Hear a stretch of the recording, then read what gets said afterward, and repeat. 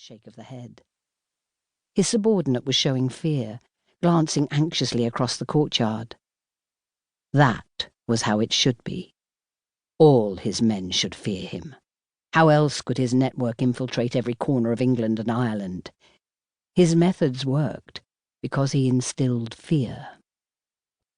His agents, placed in the very heart of London society, innkeepers, lawyers, servants, all passing him a steady stream of intelligence. Coffee shops, printing houses, spies in Edinburgh and Dublin, fishermen, sailors, men posing as émigrés.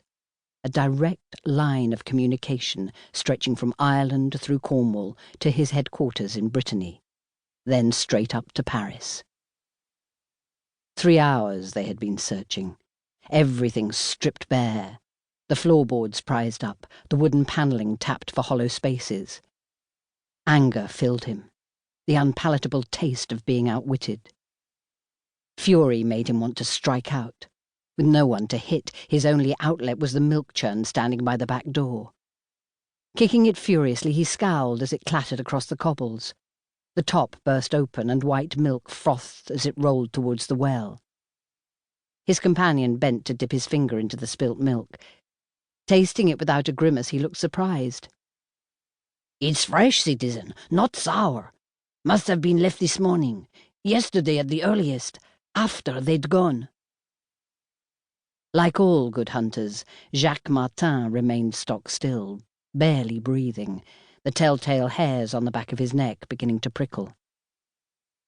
How many times had he told his men to make the drop and leave? Never wait, never be seen together. Use the secret signs, the top button missing on a jacket, the left-hand tear in the hem of a coat. Never speak. No direct contact, nothing to incriminate the person who is to pick up the package. He almost laughed, it was so obvious. A man with a mule cart delivering milk. "Search the contents." Another churn remained by the door. "No, wait." Instinctively, he knew it would be hidden in plain sight. He took hold of the handles, shaking the churn vigorously. It was lighter, certainly not full of milk. With a deft flick of his wrist, he reached for his knife and prized open the lid. A thrill of joy surging through him. His hand touched leather as he knew it would. "As I said, they always leave something." The bag was hard to retrieve, stuffed firmly through the small opening, and his volley of oaths echoed across the cobbles. He was cursing more with pleasure than annoyance. The pleasure of the chase, the excitement of a find. The bag was of medium size, calfskin, with elaborate brass studs around the base. It would be empty, of course. They were always empty, until you ripped open the inner lining. It was well stitched and hard to tear, his fingers fumbling as his smile broadened. Visceral gratification accompanied his rising anticipation. He was closing in. He would soon know their names and their contacts, and the traitors who shielded them.